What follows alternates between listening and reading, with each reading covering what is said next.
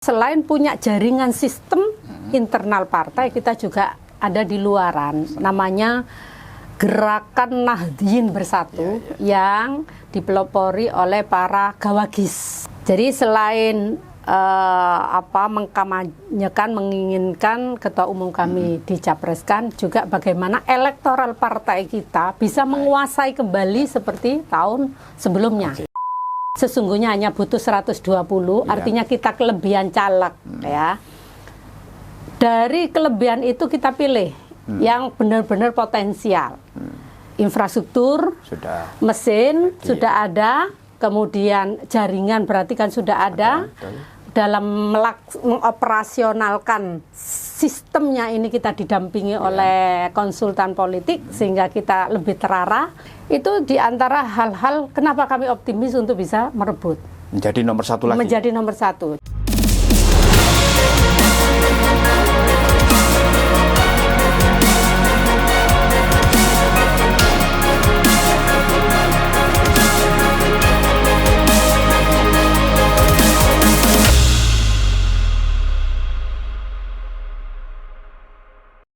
Assalamualaikum warahmatullahi wabarakatuh. Salam warahmatullahi wabarakatuh. Sejahtera untuk kita semuanya, Tribuners. Sore hari ini saya bertemu dengan tokoh wanita Jawa Timur. Beliau ini terkenal di Jawa Timur, yaitu Ibu Hajah Anik Maslahah SPD MSI. Beliau adalah Sekretaris DPW PKB Jawa Timur sekaligus Wakil Ketua DPRD Jawa Timur. Assalamualaikum warahmatullahi wabarakatuh, Bu. Assalamualaikum warahmatullahi wabarakatuh. Gimana kabarnya, Bu? Sehat? Alhamdulillah. Mudah-mudahan selalu sehat ya. Alhamdulillah, itu yang penting. Bu, tahun depan sudah mulai digelar Pilkada serentak tahun 2024 kan. Ini kan beda dengan pemilu sebelumnya. Ini Pilpres, Pileg kan berlangsung bersamaan. Setelah itu di bulan November Pilkada serentak, baik Bupati Wali Kota maupun Gubernur. Nah, ini tentunya memerlukan tenaga, pikiran, kan, effort yang luar biasa lah, yang lebih dibandingkan dengan sebelumnya. Nah, bagaimana persiapan yang dilakukan oleh PKB Jawa Timur untuk menyongsong pemilu 2024. Monggo. Iya. Bu Anik. PKB Jawa Timur punya semangat yang menjadi platform perjuangan di lagunya Halo Halo Bandung. Mari Bung rebut kembali. Artinya kita pernah berjuara kursi maupun berjuara suara. 2019 kita hanya juara suara, tetapi tidak juara kursi. Karena ketika dikomparasikan dengan sistem Senlek, ternyata kita kurang ngungkit penyebaran suaranya. Alhasil akhirnya kita pada posisi second line, sehingga di DPRD Jawa Timur kita tidak ketua, tetapi wakil ketua. Maka berangkat dari itu tentu kita mempunyai strategi yang lebih maksimal lagi, yang terukur dengan didampingi oleh konsultan politik. Kita sudah bergerak di 2 tahun yang lalu sesungguhnya. Hal yang kita lakukan pertama adalah menghidupkan mesin. Kita sudah 2 tahun lalu itu melakukan musyawarah dari ranting hingga DPW. Jadi ranting PAC, DPC se-Jawa Timur kita tuntas. Ada 8.557 ranting. Tentu tidak sama dengan jumlah desa, karena ada beberapa anak ranting yang jumlah penduduknya besar, itu mekar jadi ranting. Dari beberapa desa yang besar itu menjadi ranting, kira-kira kayak begitu. Begitu juga untuk tingkatan PAC ada 667.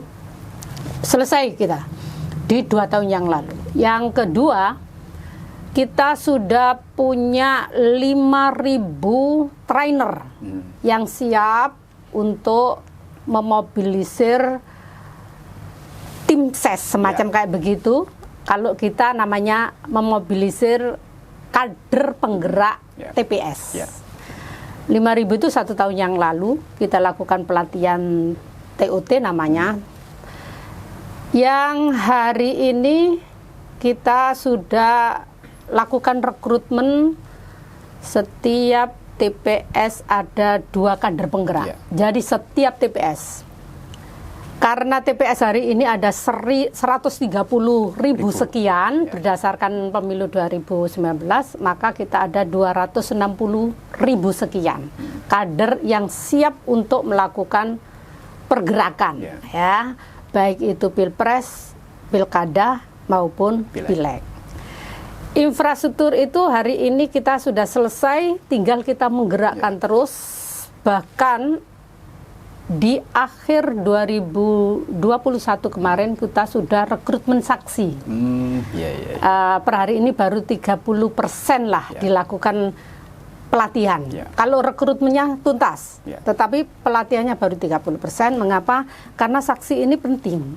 Apalah artinya perjuangan kita eksplorasi potensi suara sebesar-besarnya ketika saksi kita tidak ada, maka susah ketika ada perdebatan, apalagi yang berkaitan dengan ranah hukum. Sehingga saksi ini bagi kami adalah vital.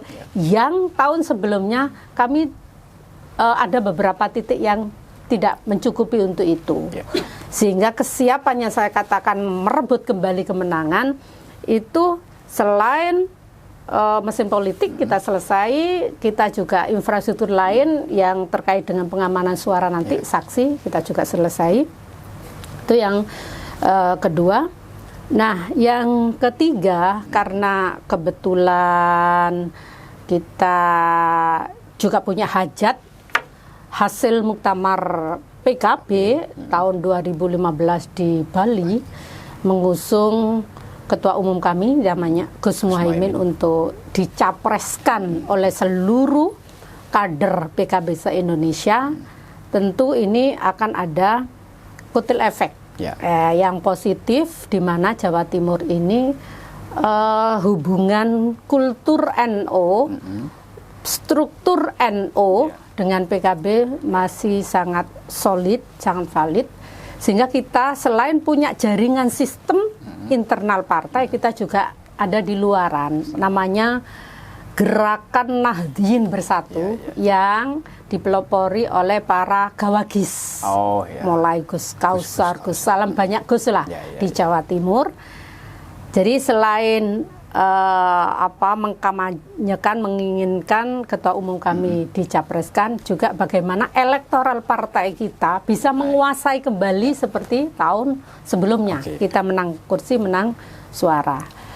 Hal lain yang perlu kita dorong untuk kemenangan, kita punya tagline menang mutlak, menang mutlak, baik pilpres, pilkada maupun pileg. Gitulah kira-kira kelompok perempuan. Karena food getter yang murah, solid dan efektif itu perempuan. Selain kita lakukan rekrutmen caleg-caleg perempuan dari kelompok-kelompok Nahdien yang mempunyai akar rumput, modal sosial cukup, kita juga melibatkan perempuan-perempuan aktivis yang bisa menjadi food getter, juga memiliki pemikiran yang konstruktif sehingga bisa menjadikan perbaikan PKB ke depannya, kira-kira seperti itu. Bu, tadi menarik bahwa untuk menyongsong pemilu 2024 itu selain mesin politik yang sudah disetel lama oleh PKB, sejumlah instrumen, infrastruktur, dan sistem yang lainnya yang untuk mewujudkan kemenangan PKB di 2024 kan sudah dilakukan jauh-jauh hari. Jauh hari, 2 tahun lalu lah kita sudah saving. Nah, khusus Jawa Timur ini kan menjadi menarik karena Jawa Timur itu kan menjadi lumbung suara PKB. Betul. Mulai pemilu langsung digelar, mulai 2099 sampai yang 2019 kemarin. Nah, pastikan ada strategi sangat khusus ini agar PKB itu tetap menjadi satu-satunya partai pilihan kaum Nahdliyin yang sangat mayoritas di Jawa Timur. Pripun, Bu? Satu, orang itu tidak akan meninggalkan ketika kita sudah ada perbuatan. Jadi filosofi berdirinya PKB itu dua. Yang pertama, untuk menegakkan Islam Ahlus Sunnah wal Jamaah, berarti NU. Yang kedua, meneguhkan NKRI, berarti masyarakat. Maka ketika ditanya siapa yang akan diperjuangkan oleh PKB, pertama adalah masyarakat Nahdlatul Ulama. Kenapa? Karena memang sejarah berdirinya PKB itu difasilitasi oleh Nahdlatul Ulama ketika Muktamar NU ke-30 di Lirboyo, dan saat ini masih belum dicabut. Nah, hak politik warga NU masih disandarkan kepada partai yang namanya PKB. Atau PKB ini ini merupakan alat perjuangan, anak kandung NU, Nahdlatul Ulama. Maka yang kedua, siapa yang harus diperjuangkan adalah masyarakat secara keseluruhan. Sesungguhnya ketika kita memperjuangkan masyarakat keseluruhan, itu juga memperjuangkan masyarakat Nahdliyin. Kenapa? Karena Nahdliyin mayoriti yang ada di Jawa Timur, 80 sekian persen kan begitu. Maka apa yang dilakukan sebenarnya sederhana. Kita melakukan pendampingan, penyapaan, perawatan. Nah, perawatan kepada Jam'iyah Nahdlatul Ulama. Jadi itu. Jadi apapun yang kita lakukan, program-program apapun, mulai dari tingkatan provinsi hingga kabupaten kota, lebih-lebih kita kan punya 11 ya. Memang hari ini kita nggak sebegitu banyak untuk kepala daerah ya. Ada 11. Dari 38, Bu, ya? Dari 38. Makanya ini menjadi cambuk bagi kita bagaimana ke depan bisa kembali seperti tahun sebelumnya. Kita menguasai 60% lebih ya. Ini. Nah, sama. Kita mempunyai semacam instruksi bagaimana bisanya kepala daerah ini program-programnya ada keberpihakan kepada mayoritas warga setempat. Lah, warga setempat adalah Nahdliyin. Mulai dari bagaimana penguatan pondok pesantren, kemudian madrasah-madrasah diniyah, sekolah-sekolah madrasah yang itu adalah basically dari Nahdlatul Ulama, kan begitu. Jadi bentuk 3P itu aja yang kita lakukan kepada masyarakat Jawa Timur.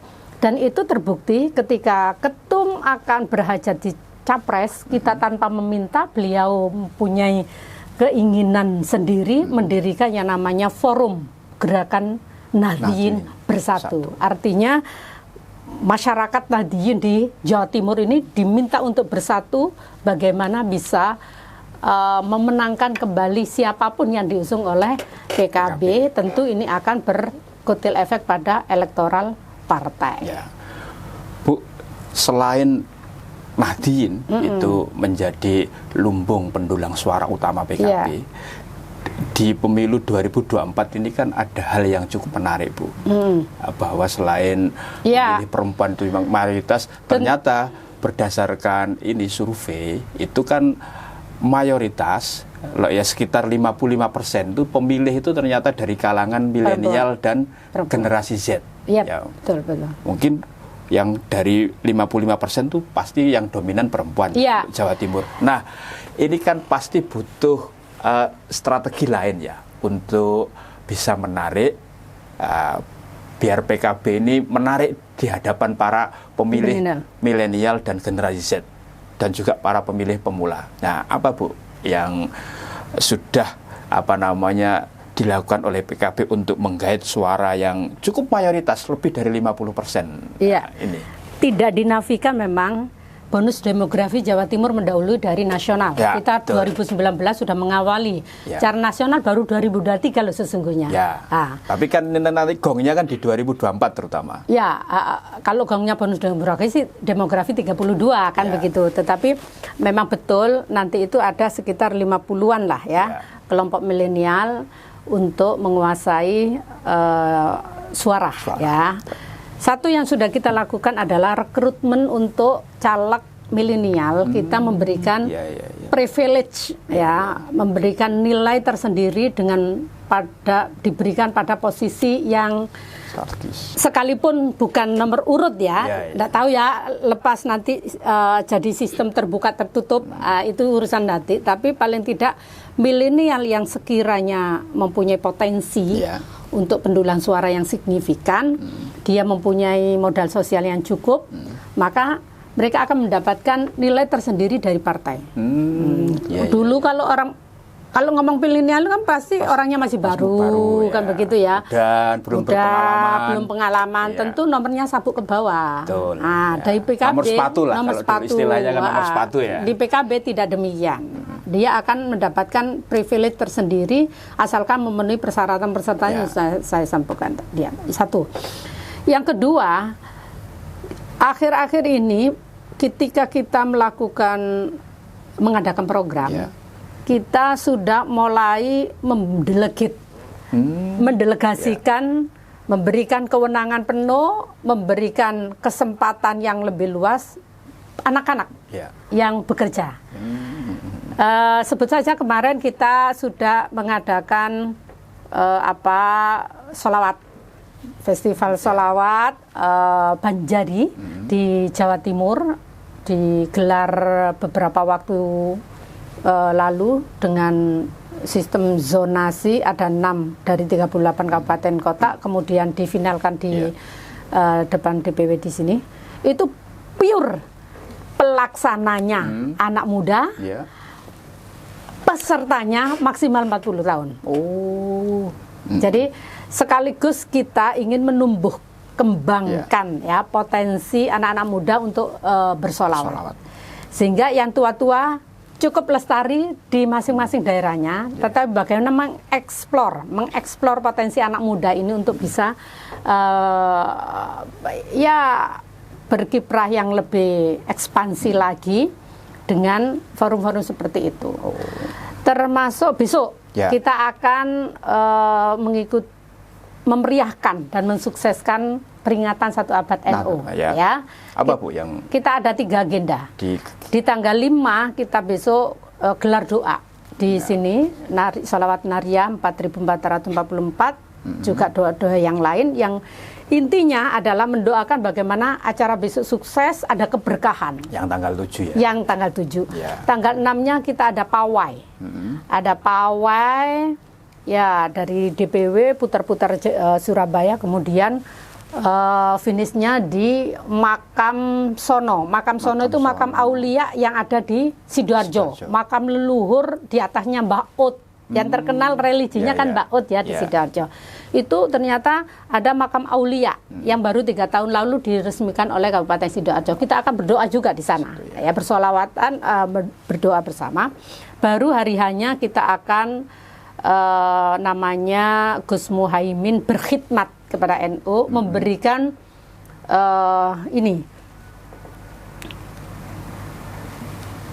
pop mie dan minuman hangat. Pop mie yang pakai cup. Minuman hangat berarti ya teh, kopi, air mineral. Kita taruh di titik-titik parkir. Itu yang di hari H ya? Di hari H. Kenapa? Karena kita sadar radiusnya sangat jauh, sehingga orang kelaparan, kehausan, maka kita semacam baksos lah, berkhidmatnya kita melalui itu. Tentu kita juga ikut memeriahkan dengan menghadirkan seluruh kader PKB untuk bersama-sama hadir di Gor Sidoarjo. Itu semuanya juga anak muda, panitianya yang memobilisir lah yang memobilisir anak muda, terutama pawai itu juga anak muda. Jadi satu, rekrutmen diberikan privilege ketika dia memenuhi persyaratan. Yang kedua, anak muda diberikan kesempatan yang lebar untuk menjadi pionir dalam segala kegiatan partai. Termasuk seluruh trainer yang saya sebut 5.000 tadi, syaratnya itu maksimal 40 tahun. Jadi di atas 40 sudah tidak bisa jadi trainernya PKB. Jadi bagaimana kita memposisikan, mengeksplor potensi anak-anak muda melalui berbagai forum, istilahnya seperti itu. Harapan besar para milenial melihat gerakan kita sehingga ada ketertarikan. Selain juga tentu kita bermain di sosmed karena memang hari ini yang bisa signifikan dalam berita adalah sosmed, dan itu pelakunya adalah anak-anak muda juga. Serangan udaranya lewat sosmed. Serangan udara, ya, serangan udara, betul. Bu, tadi menarik ya, berbagai cara, strategi, ya, ikhtiar yang dilakukan oleh PKB luar biasa kan. Tadi Ibu menyampaikan, Bu Ani menyampaikan bahwa mari Bung rebut kembali.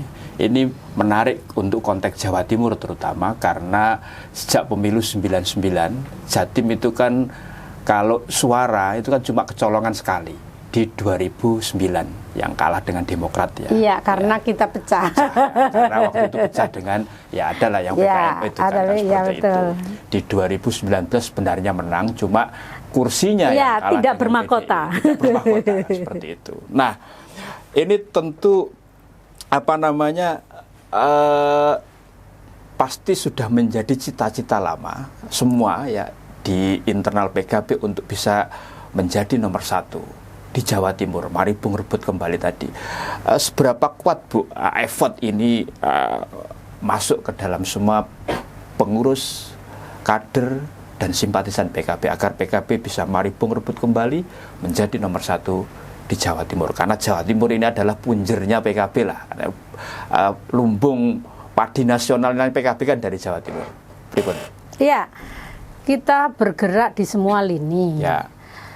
Tentu karena memang backgroundnya PKB itu Nahdliyin, kita lakukan silaturahim, melakukan pendekatan, selain 3P tadi itu, melakukan perawatan kepada pondok-pondok pesantren, dan itu sudah kita lakukan. Yang kedua, karena kita juga punya para kepala daerah, bagaimana seluruh programnya ini mempunyai impact kepada masyarakat yang elektoral partai juga dapat. Nah, yang ketiga, rekrutmen caleg, karena ini penting. Jadi kemenangan itu satu, elektoral partai laku apa tidak. Ketika memang ID partainya tinggi, Jawa Timur kan PKB tinggi nih, paling tinggi kan sampai detik ini, tinggi, ditopang dengan calegnya punya modal sosial dan modal yang lainnya, tentu ini akan nyambung, ada krek istilahnya kayak gitu. Hari ini dari 1.600 sekian caleg kabupaten kota, 150 kita optimisi ada 180 lah yang nyalek di provinsi. Sekarang baru 150. Sesungguhnya hanya butuh 120, artinya kita kelebihan caleg ya. Dari kelebihan itu kita pilih yang benar-benar potensial, sehingga kami optimis. Infrastruktur, mesin sudah ada, kemudian jaringan berarti kan sudah ada. Dalam mengoperasionalkan sistemnya ini kita didampingi oleh konsultan politik sehingga kita lebih terarah. Sampai kita sudah melakukan pendalaman dapil 2019 ini incumbent A dapat suara berapa, di mana titik-titiknya. Ini kita sudah sangat dalam. Sudah pada titik RT.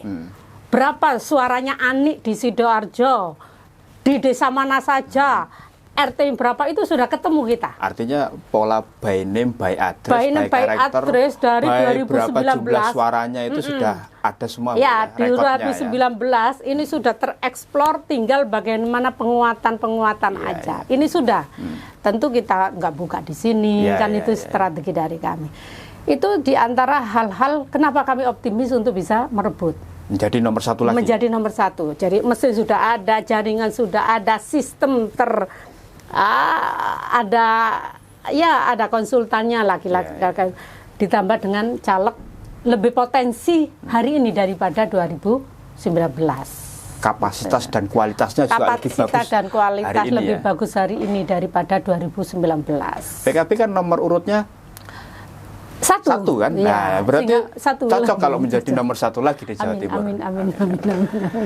Bu, ini yang menarik kan selain peta politik untuk pemilu 2024 di tingkat regional, ini kan juga di nasional ya, seperti itu. Nah, hasil muktamar yang di Lirboyo ya, amanahnya kan mengusung Gus Muhaimin sebagai capres ya, yang dari PKB. Nah, ini kan PKB ini kan sudah menjalin komunikasi politik ya dengan Gerindra untuk membangun koalisi bersama menyongsong Kebangkitan Indonesia Kebangkitan Raya. Indonesia Raya. Jadi koalisi Kebangkitan Indonesia Raya untuk Pilpres 2024. Nah, kita tahu PKB mulai Pilpres 2024 ya, meskipun yang putaran pertama itu calonnya berbeda ya, gagal ya, Gus Dur sama ini kan dulu gagal yang 2000. Yang tahun 2024 itu kan yang gagal ya, Gus Dur sama ini kan gagal, nggak jadi, akhirnya kan PKB kan dukung Pak SBY Yusuf Kala. Artinya pengalaman PKB ini sudah luar biasa. Setiap calon yang didukung PKB di kontestasi Pilpres itu selalu menang.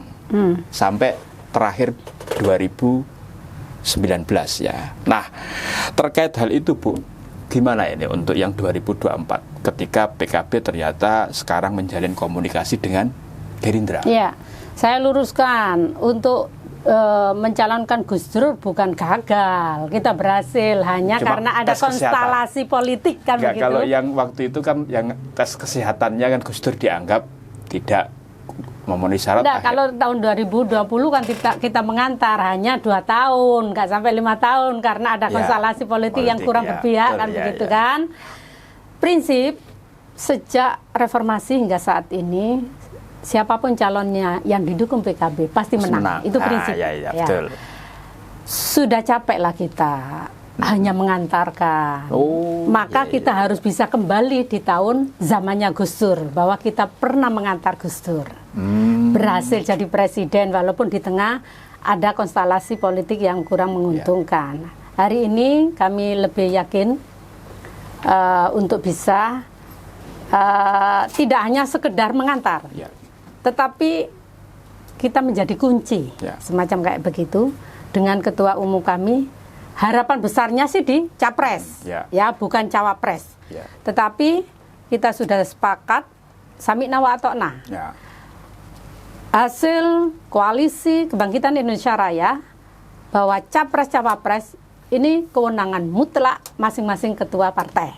Kalau Gerindra adalah Pak Prabowo, kami adalah ketum. Tengah Januari kemarin, 13 sampai 15 Januari kalau nggak salah, kita ada namanya Ijtima Ulama. Para ulama, Ijtima Ulama, Kiai dan Bunyai di Jakarta. Ada 9 pointes yang dihasilkan. Salah satu poinnya adalah mengantarkan ketua umum kami untuk calon presiden dengan sebelum Ramadan ini sudah ada deklarasi siapa calonnya, harapannya besar seperti itu.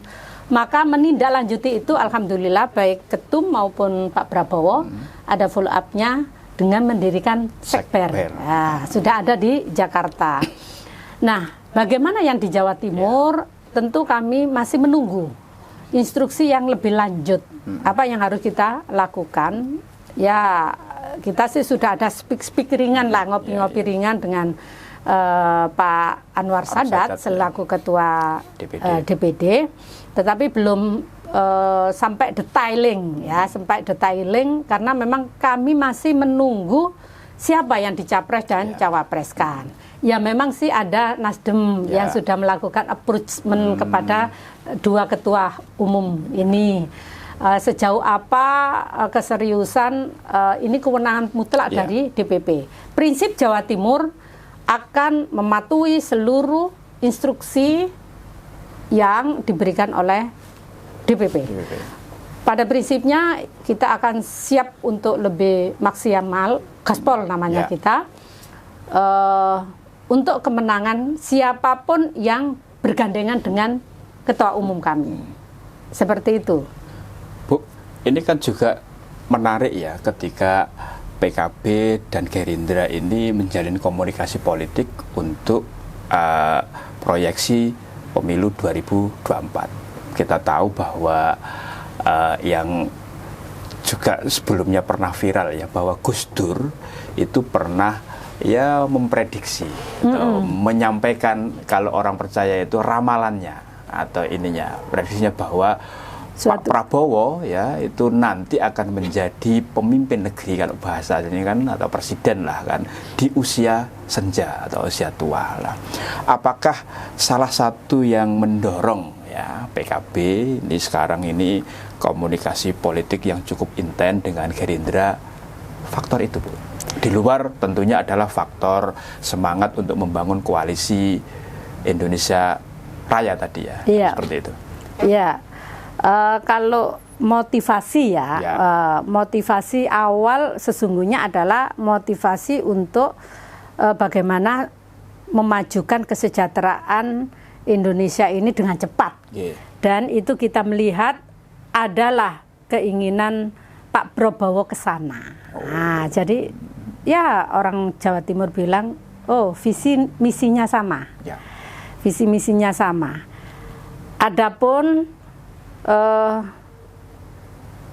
hal yang terkait dengan yang disampaikan tadi, bahwa Gus Dur pernah menyampaikan, sejauh ini ya yang saya dengar dan yang saya lihat sih enggak sampai segitunya, enggak sampai. Jadi kami ini kebetulan sama-sama menginginkan kesejahteraan lebih cepat, dan Gerindra punya visi yang sama, ya kenapa tidak?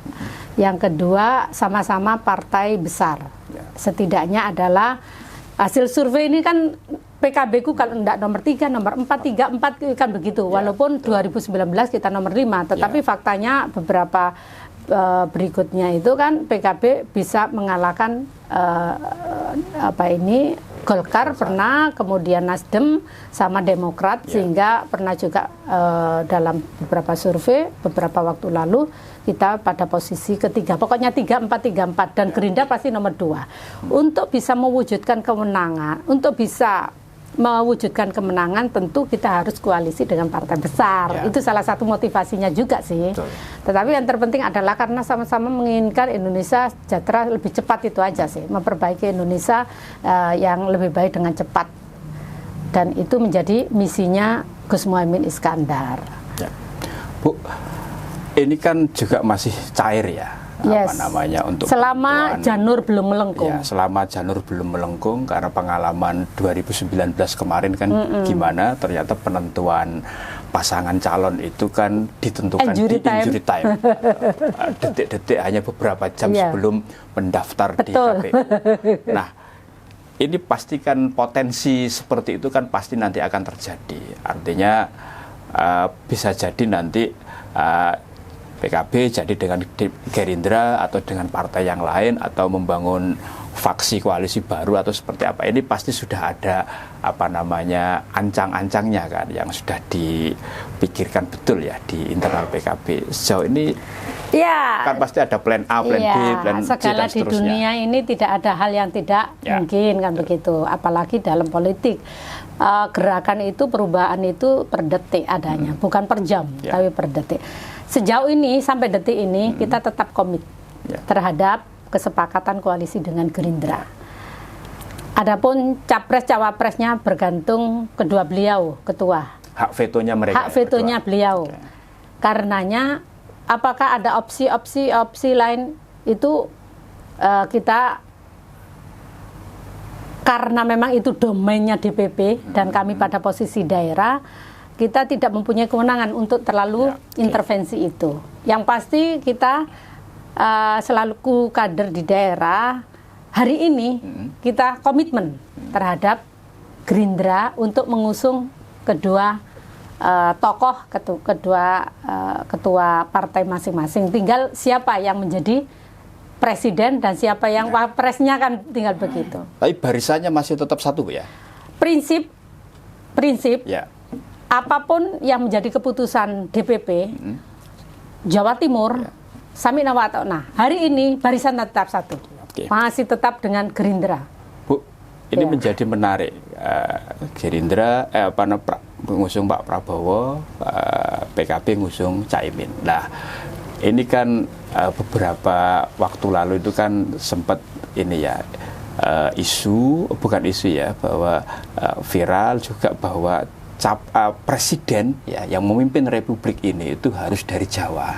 Nah, kebetulan Caimin, Gus Muhaimin, Pak Prabowo, ya itu kan dari Jawa, kan yang kebetulan sekarang lagi komunikasi politik.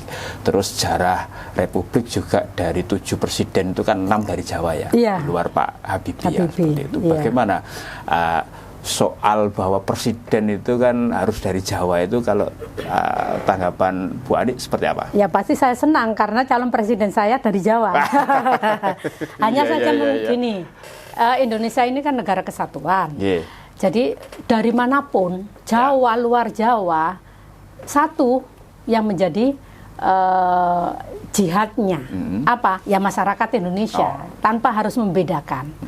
Hanya memang karena ketika komposisi jumlah penduduk antara Jawa dan luar Jawa, memang kan 70-30 kali ya. 65-35 kali ya. Maka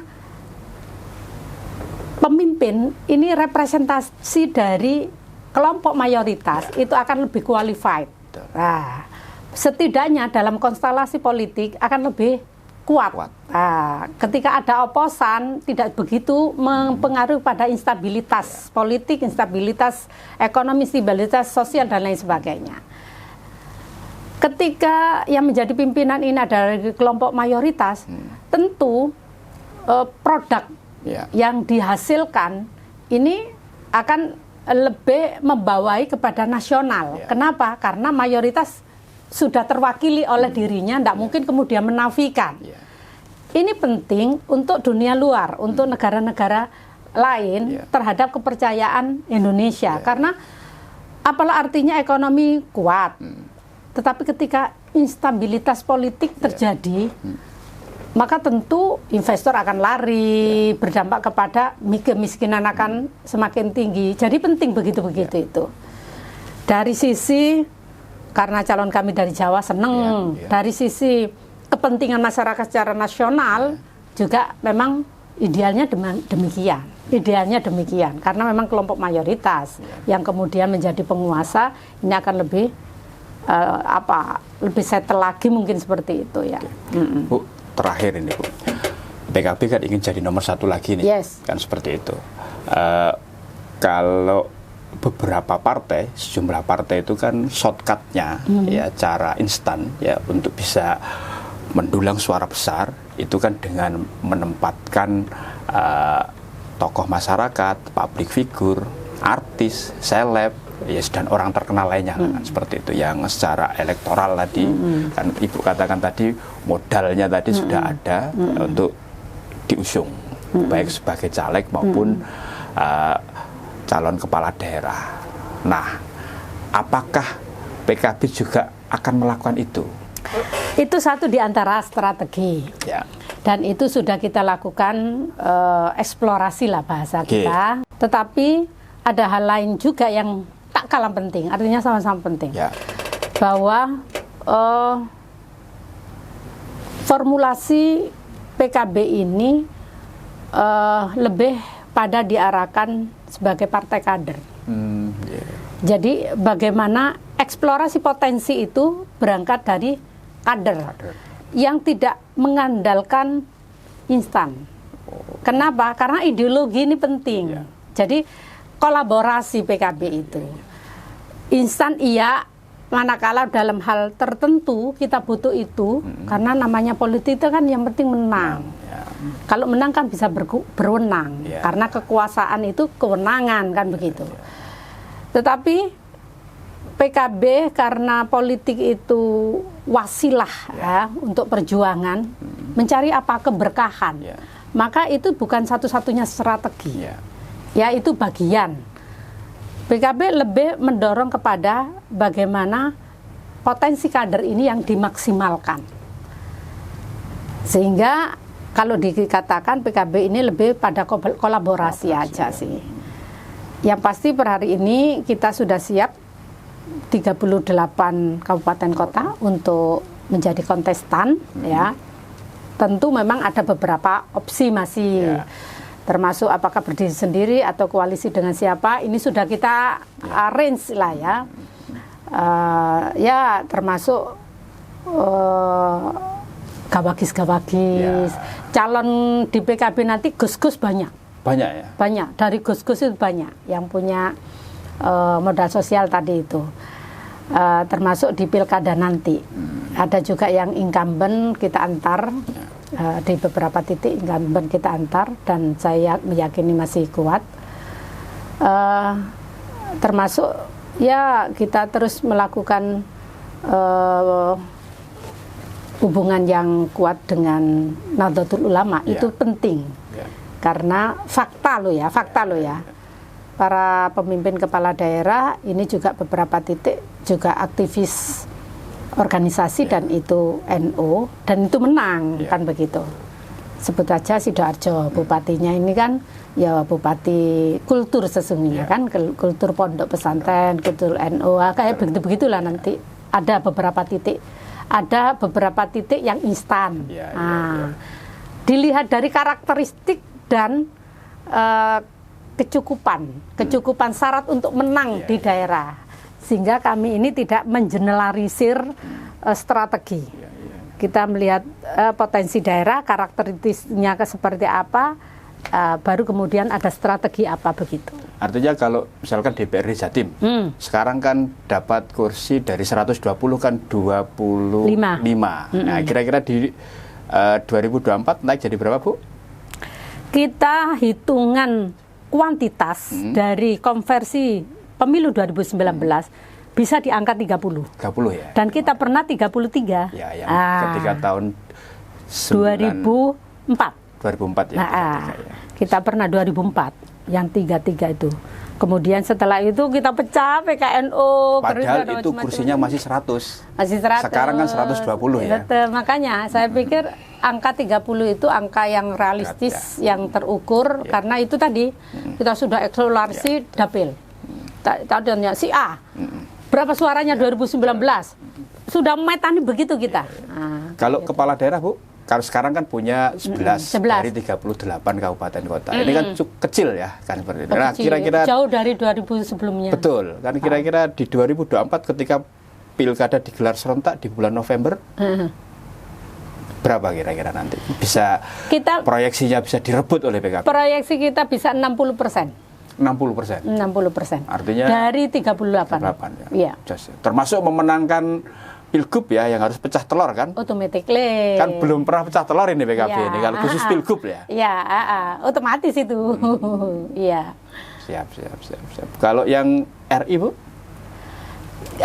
RI kita supportingnya per hari ini dari 58 itu kan 19 dari kabupaten. Ya, existingnya kan 19 ya? Existing 19, proyeksi hitung-hitungan kemarin itu ke 23. 23 ya.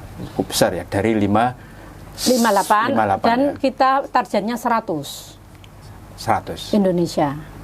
Nasional target 100. Ya semoga yang diharapkan oleh PKB itu nanti bisa terwujud semua, terutama yang di Jawa Timur yang menjadi lumbung doa mustajabah kami serajab nasional. Amin. Baik Bu Anik Maslahah, terima kasih sama-sama waktunya wawancara dengan kami ya kan seperti itu. Tribuners, demikian tadi wawancara kami dengan Bu Hajah Anik Maslahah, SPD MSI, Sekretaris DPW PKB Jawa Timur sekaligus Wakil Ketua DPRD Jawa Timur. Terima kasih atas waktunya. Saya Mujib Anwar, manajer editor sekaligus penanggung jawab tribunjatim.com, mengucapkan selamat, salam sehat dan sejahtera untuk kita semuanya. Assalamualaikum warahmatullahi wabarakatuh. Assalamualaikum warahmatullahi wabarakatuh.